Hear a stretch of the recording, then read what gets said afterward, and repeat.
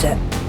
இப்போது சமீபத்தில் ஒரு பெரியார் பற்றி விமர்சித்து பேசுகிற மேடையில் நாம் தமிழர் கட்சியை சேர்ந்த ஸ்ரீதர் வந்து பேசும்பொழுது அதர்மம் மனோஜ் செருப்பெடுத்து எரிஞ்சிட்டார். ஒரு பொது நிகழ்ச்சியில் நாம் தமிழர் கட்சியினுடைய ஒரு பேச்சாளர் பேசி கொண்டிருக்கிறார், ஸ்ரீதர் என்கிற ஒருவர் பேசி கொண்டிருக்கிறார். அவர் மேல நீ செருப்பு எடுத்து எறிகிறன்னா இதுதான் நீ வந்து படிச்ச முற்போக்கா? இதுதான் ஜனநாயகமா? இதை வந்து யார் கண்டிச்சிருக்கணும்? இதே வன்னியரசு அந்த மேடையில் என்ன சொல்றாரு? நீங்க பெரியார் மேல தனி மனித தாக்குதல் நடத்துறீங்க.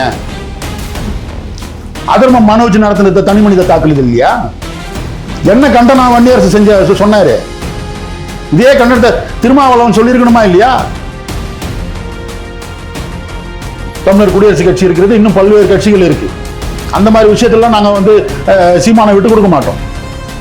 கடுமையான விமர்சனங்களை வைக்கக்கூடிய நாங்கள் அதே நேரத்தில் எந்த அளவிற்கு சீமான் அவர்களை ஆதரிக்க வேண்டுமோ அந்த இடத்துல ஆதரிக்க வேண்டிய நேரத்தில் ஆதரிப்போம். அப்படி இருக்கிற போது அவர் போலி தமிழ் தேசிய கட்சி என்று இவர் சொல்லுகிறார் என்றால் உண்மையான தமிழ் தேசியம் என்றால் என்ன என்று இவர் விளக்கம் கொடுக்கணும். அவங்க கிட்ட போய் ஓய்விட்டு நிற்கிறாரு சீமான். எங்க அண்ணன் பெரியார் தான் நாங்க ஏற்றுக்க மாட்டோம், ஆனா எங்களுக்கு திருமாவளவன் தான் எங்களுக்கு பெரியாரு. இந்த பெரியார் உங்களுக்காக என்ன குரல் கொடுத்தார்? இந்த பெரியார் திருமாவளவன் என்கிற இந்த பெரியார். செத்து போன ஈவே ராமசாமியை இவ்வளவு தூரம் பேசியாச்சு, முடிஞ்சு போச்சு. இன்னைக்கு திருமாவளவன் எந்த அளவிற்கு தமிழ் தேசியத்துக்கு இரண்டகம் விளைவிக்கிற காரியத்தை செய்து கொண்டிருக்கிறார். ஏன் விட்டு வச்சு வேடிக்கை பாக்குறீங்க? ஏன் உங்களால நேரடியாக விமர்சனம் பண்ண முடியல? திருச்சி சிவா இவங்க 4 பேரும் நின்று ஒரு ஃபோட்டோ, அந்த ஃபோட்டோ போஸ்ட் பண்ணிட்டு அவங்க என்ன வாசகம் கொடுத்துருக்காங்கன்னா, முருவலிக்கும் முரண்கள் அப்படின்னு சொல்லி ஒரு வாசகம் கொடுத்துருக்காங்க. இப்போதான் கடுமையான விமர்சனங்கள்லாம் வந்து நாம் தமிழர் கட்சி மேடையில் விடுதலை சிறுத்தைகளை விமர்சிப்பதும், விடுதலை சிறுத்தைகளுடைய மேடையில் நாம் தமிழர் கட்சி பேசுவதுமாக கடுமையான விமர்சனங்கள். இப்போதான் சமீபத்தில் ராஜராஜ சோழனை பற்றி அவ்வளவு இழிவா பேசிட்டு ஒருத்தர் உட்காந்துருக்காரு. அவரை நீங்க பாக்குறீங்க, என்ன பல்லிழிப்பு வேண்டி கிடக்குது? நிறைய பேர் சொல்லுவாங்க, ஒரு கூட்டத்தில் கூட என்னங்க இங்க திமுக காரரா? நான் யார்? நானா திமுக காரன்? திமுக காரன் சொல்றாரு அவரு பத்திரிகையாளர் ஊடகவியலாளர் சந்திப்புல. திமுக காரன் சொல்றாரு அவரு, நான் திமுக காரனா அப்படின்னு கோவப்பட்டார்.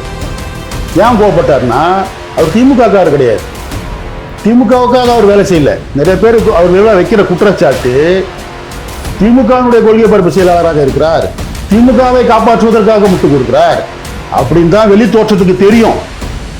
உண்மையில் திருமாவளவன் அவர்கள்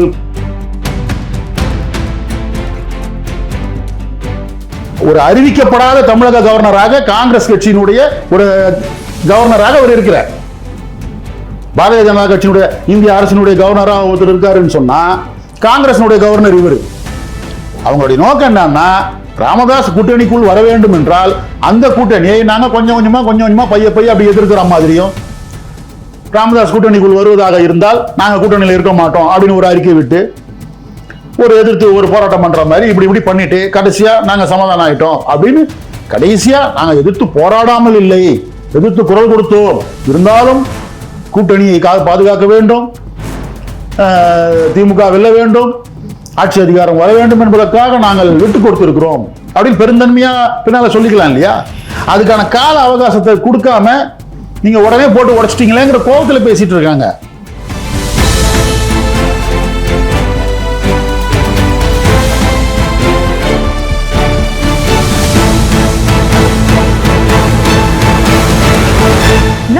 இயற்கை அங்காடி. தொடர்புக்கு 87 54 44 92 99. உலகில் எங்கு பிறப்பினும் தமிழ் கற்கலாம், கற்பிக்கலாம். ஔவையார் பாடசாலை.org. தேன்மிட நேயர்களுக்கு வணக்கம்.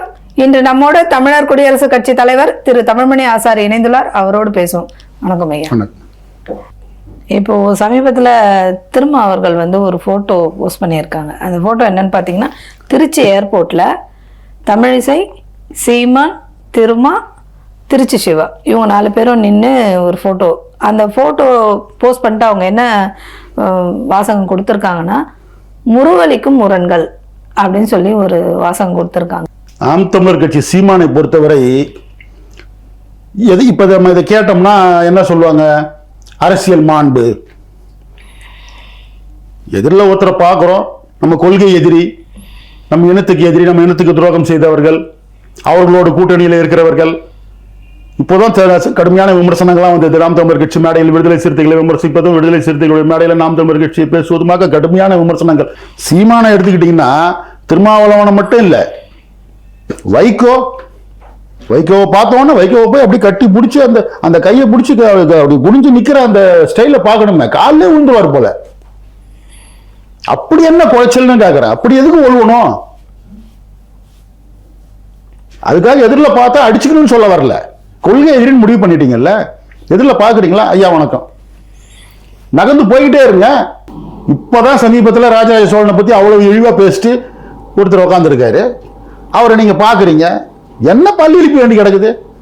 இதெல்லாம் கடந்து போக வேண்டிய விஷயங்கள் தான். இதெல்லாம் பார்த்து நகைச்சிட்டு போயிடணும். நிறைய பேர் சொல்லுவாங்க, ஒரு கூட்டத்தில் கூட, என்னங்க இங்கே திமுக காரரா? நான் யார்? நானா திமுக காரன்? திமுக காரன் சொல்றாரு அவரு பத்திரிகையாளர் ஊடகவியலாளர் சந்திப்புல. திமுக காரன் சொல்றாரு அவரு, நான் திமுக காரனா அப்படின்னு கோவப்பட்டார். ஏன் கோவப்பட்டார்னா, அவர் திமுக காரர் கிடையாது, திமுகவுக்காக அவர் வேலை செய்யல. நிறைய பேருக்கு அவர் வேலை வைக்கிற குற்றச்சாட்டு, திமுகவினுடைய கொள்கை பரப்பு செயலாளராக இருக்கிறார், திமுகவை காப்பாற்றுவதற்காக முட்டுக் கொடுக்கிறார் அப்படின்னு தான் வெளி தோற்றத்துக்கு தெரியும். உண்மையில் திருமாவளவன் அவர்கள் காங்கிரசுக்காக வேலை செய்கிறார். அதை கணக்கில் எடுத்துக்கொள்ள வேண்டும். ராஜபக்ஷ போய் சந்திக்கிறார்னு சொன்னா காங்கிரசினுடைய வேலை திட்டம். ஜெயலலிதா அம்மையார் உடல்நலம் இல்லாமல் மருத்துவமனையில் இருந்தாங்க. எந்த கட்சி தலைவர்களும் யாரும் போய் பார்க்காத சூழ்நிலையில் முதலாக அண்ணன் திருமாவளவன் அவர் தான் போனார். எதற்கு? அங்க என்ன நடக்குது, ஏது நடக்குதுன்னு போய் பாருங்க. காங்கிரஸ் கொடுத்த வேலை. இன்றைக்கும் கூட்டணி கொடுத்து அதிகாரத்தில் பங்கு என்பதை குறித்தெல்லாம் காங்கிரஸ் என்ன சொல்லுகிறதோ அதைத்தான் திருமாவளவன் செய்வார். ஒரு அறிவிக்கப்படாத தமிழக கவர்னராக காங்கிரஸ் கட்சியினுடைய ஒரு கவர்னராக அவர் இருக்கிறார். பாரதிய ஜனதா கட்சியினுடைய இந்திய அரசினுடைய கவர்னராக ஒருத்தர் இருக்காருன்னு சொன்னா காங்கிரசினுடைய கவர்னர் இவர். காங்கிரசினுடைய வேலை திட்டத்தை தான் திருமாவளவன் செய்து கொண்டிருக்கிறார். எனவேதான் காங்கிரசினுடைய வேலை திட்டத்தின் அடிப்படையில் தமிழ் தேசிய மாநாடு. ஏனென்றால் தமிழ் தேசியம் என்கிற பெயரில் இருக்கக்கூடிய தமிழ் இன உணர்வாளர்கள் அத்தனை பேரும் அதிமுகவுக்கு வாக்களித்து விட்டால், ஆனால் தமிழ் தேசிய மாநாடு நடத்து என்று திருமாவளவனுக்கு உத்தரவிட்டதே கூட காங்கிரஸ் தான். காங்கிரசினுடைய அசைன்மெண்ட் தான் அவர் செஞ்சிட்டு இருக்கார். அவர் திமுக அசைன்மெண்ட் செய்யல. நல்ல கூர்ந்து கவனிக்கிறவர்களுக்கு அது புரியும்.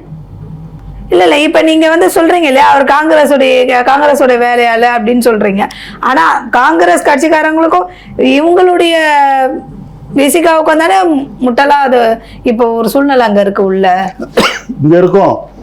இவர் கவர்னராக இவரை நியமித்தவர் ராகுல் காந்தி. இங்க முட்டல் மோதல் இருக்கிற மாதிரி தான் காட்டுவாங்க. இல்ல இதே காங்கிரஸ் உடைய ஆளா இருந்தா இவங்களே ஏன் அவங்க கட்சிக்காரங்களை இப்ப பேசுறாங்கன்னா அதுவும் அந்த மேல் இடத்துக்கு தெரியாம இருக்க போறது இல்லைல்ல.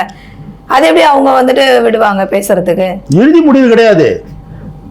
காங்கிரஸை விட்டு இவர் வெளியேறுவது, காங்கிரஸ் கூட்டணியை விட்டு வெளியேறுவது என்பது திருமாவளவனுடைய இறுதி முடிவாக இருந்தால் அப்ப விட மாட்டாங்க. அப்படிலாம் இல்லையே. அவங்களுடைய நோக்கம் என்னன்னா, ராமதாஸ் கூட்டணிக்குள் வர வேண்டும் என்றால் அந்த கூட்டணியை நாங்க கொஞ்சம் கொஞ்சமா பைய அப்படி எதிர்க்கிற மாதிரியும், ராமதாஸ் கூட்டணிக்குள் வருவதாக இருந்தால் நாங்க கூட்டணியில் இருக்க மாட்டோம் அப்படின்னு ஒரு அறிக்கை விட்டு ஒரு எதிர்த்து ஒரு போராட்டம் பண்ற மாதிரி இப்படி பண்ணிட்டு கடைசியா நாங்க சமாதானம் ஆயிட்டோம் அப்படின்னு, கடைசியா நாங்க எதிர்த்து போராடாமல் இல்லை, எதிர்த்து குரல் கொடுத்தோம், இருந்தாலும் கூட்டணியை பாதுகாக்க வேண்டும், திமுக வெல்ல வேண்டும், ஆட்சி அதிகாரம் வர வேண்டும் என்பதற்காக நாங்கள் விட்டு கொடுத்திருக்கிறோம் அப்படின்னு பெருந்தன்மையா பின்னால சொல்லிக்கலாம் இல்லையா? அதுக்கான கால அவகாசத்தை கொடுக்காம நீங்க உடனே போட்டு உடைச்சிட்டீங்களேங்கிற கோபத்தில் பேசிட்டு இருக்காங்க. எல்லாம் அண்டர்ஸ்டாண்டிங்ல தான் இருக்காங்க, தெளிவா இருக்கிறாங்க. அவங்க மக்கள் மத்தியில் நடத்தப்படுகிற நாடகங்கள் அதெல்லாம். இப்போ சமீபத்துல ஒரு பெரியார் பத்தி விமர்சிச்சு பேசுற மேடையில நாம் தமிழர் கட்சியை சேர்ந்த ஸ்ரீதர் பேசும்பொழுது அதர்மம் மனோஜ் செருப்பெடுத்து எரிஞ்சிட்டாரு. அந்த நிகழ்ச்சியில் நாம் தமிழர் கட்சியினுடைய ஸ்ரீதர் அவர்கள் மீது அந்த அதர்மம் மனோஜ் என்பவர் செருப்பு வீசியது என்பது மிகுந்த கண்டனத்திற்குரியது. எதிர்கருத்து இருக்கிற போது எங்களுக்கு நாம் தமிழர் கட்சியின் மீது மிகுந்த முரண்பாடுகள் உண்டு. ஆனால் சீமான் அவர்களுடைய குடும்பத்தை பற்றியோ அவருடைய சொந்த விஷயங்களை பற்றியோ நாங்கள் என்றைக்குமே விமர்சனம் செய்து பேசியது கிடையாது. அதை பற்றி அவர்களுடைய அரசியல் நிலைப்பாட்டை மட்டும்தான் நாங்கள் விமர்சனம் செய்திருக்கிறோம். இன்றைக்கு வரை ஒரு பொது நிகழ்ச்சியில் நாம் தமிழர் கட்சியினுடைய ஒரு பேச்சாளர் பேசிக் கொண்டிருக்கிறார், ஸ்ரீதர் என்கிற ஒருவர் பேசிக் கொண்டிருக்கிறார், அவர் மேல நீ செருப்பு எடுத்து எறிகிறன்னா இதுதான் நீ வந்து படிச்ச முற்போக்கா? இதுதான் ஜனநாயகமா? இதை வந்து யார் கண்டிச்சிருக்கணும்? இதே வன்னியரசு அந்த மேடையில் என்ன சொல்றாரு? நீங்க பெரியார் மேல தனி மனித தாக்குதல் நடத்துறீங்க. அதர்ம மனோஜ் நடத்தின தனி மனித தாக்குதல் இல்லையா? என்ன கண்டனம் வன்னியரசு சொன்னாரு? இதே கண்டனத்தை திருமாவளவன் சொல்லியிருக்கணுமா இல்லையா? இப்படியான தனி மனித தாக்குதல்கள் நடத்தக்கூடாது, நாம் வந்து கொள்கை ரீதியாகத்தான் பேச வேண்டும், சித்தாந்த ரீதியாகத்தான் பேச வேண்டும், இப்படிலாம் செய்யக்கூடாது, இது கண்டனத்திற்குரியது ஒரு அறிக்கை திருமாவளவன் கொடுத்தாரா? இவங்கெல்லாம் முற்போக்கு ஜனநாயகன்னு பேசுறாங்க. அவங்க கிட்ட போய் ஒழுங்கிட்டு நிக்கிறாரு சீமான். எங்க அண்ணன் பெரியார் தான் நாங்க ஏற்றுக்க மாட்டோம், ஆனா எங்களுக்கு திருமாவளவன் தான் எங்களுக்கு பெரியாரு. இந்த பெரியார் உங்களுக்காக என்ன குரல் கொடுத்தார்? இந்த பெரியார், திருமாவளவன் என்கிற இந்த பெரியார், சீமானால் பெரியார் என்று சொல்லப்பட்ட பெரியார் என்ன குரல் கொடுத்தாரு? இந்த நிகழ்ச்சிக்கு முதல் கட்டமாக திருமாவளவன் அதை எதிர்த்து கண்டன குரல் கொடுத்திருக்கணும், கொடுக்காம வேடிக்கை பார்க்கிறார். என் தாய்மொழியை இப்ப சொல்றாங்களே, பெரியார் மீது நீங்க வந்து தனி மனித விமர்சனம் வைக்கிறீங்க, தனி மனித தாக்குதல் நடத்துறீங்கன்னு. என் தாய்மொழியை காட்டுமிராண்டி மொழி என்று சொன்னவர் ஈவே ராமசாமி. என் தாய்மொழியை, தமிழை பழித்தவனை என் தாய் தடுத்தாலும் விடேன் என்று சொன்ன புரட்சி கவிஞர் பாவேந்தருடைய வழிவந்தவர்கள் நாங்கள். அப்படிப்பட்ட தாய் மொழியை காட்டுமிராண்டி மொழி என்று சொன்னதோடு மட்டுமல்லாமல் உன் வீட்டு வேலைக்காரிகிட்ட கூட நீ வந்து தமிழ்ல பேசாத, ஆங்கிலத்தில் பேசு, இந்த தமிழ் சனியனை விட்டு ஒழிங்க, தமிழ் படிச்சா பிச்சை கூட எடுக்க முடியாது, பிச்சை கூட கிடைக்காது. நீங்க கமலஹாசன் பேசினாருன்னு சொல்றாங்க. யார் சொன்னது அந்த வார்த்தையை? ஈவே ராமசாமி சொன்னது. தமிழ் படிச்சா பிச்சை கூட கிடைக்காது, பிச்சை எடுக்கிறதுக்கு மட்டும்தான் பயன்படும், தமிழ் சனிய, அந்த சனியனை விட்டு ஒழிங்க, உங்க வீட்டு வேலைக்காரிகிட்ட கூட நீ இங்கிலீஷ்ல பேசு, தமிழ்ல பேசாத என்று சொல்லும் போது உண்மையான தமிழ் இன உணர்வு கொண்ட ஒவ்வொரு தமிழ் குடி மகனுக்கும் எவ்வளவு ஆத்திரம் வரும். அது தனி மனித தாக்குதல் இல்ல, ஒரு இனத்தின் மீதான தாக்குதல். இதே போயிட்டு ஆந்திராவில் போயிட்டு தெலுங்கு சனியனை விட்டு ஒழிங்கன்னு சொல்லிட முடியுமா?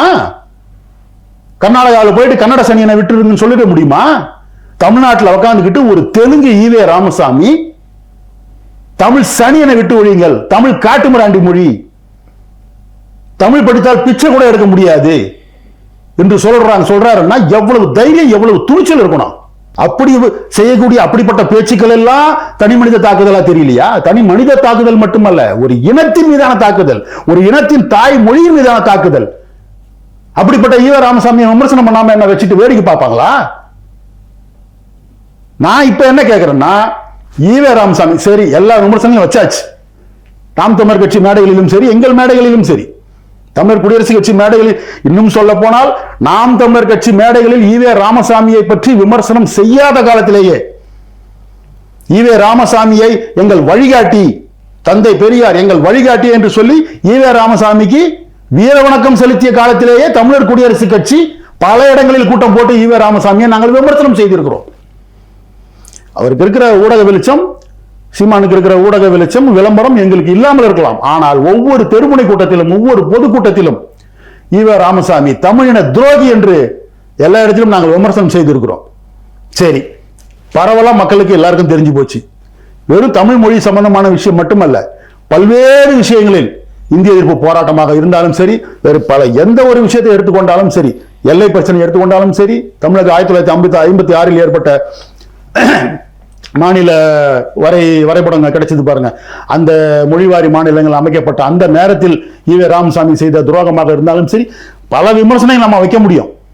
இந்த விமர்சனங்கள் எல்லாம் இன்றைக்கு பல்வேறு தளங்களில் நாங்களும் சரி, நாம் தமிழர் கட்சியும் சரி, வேறு பல தமிழ் தேசிய அமைப்புகளும் சரி, பல கூட்டங்களில் இதை தொடர்ந்து பேசிக் கொண்டிருக்கிறார்கள்.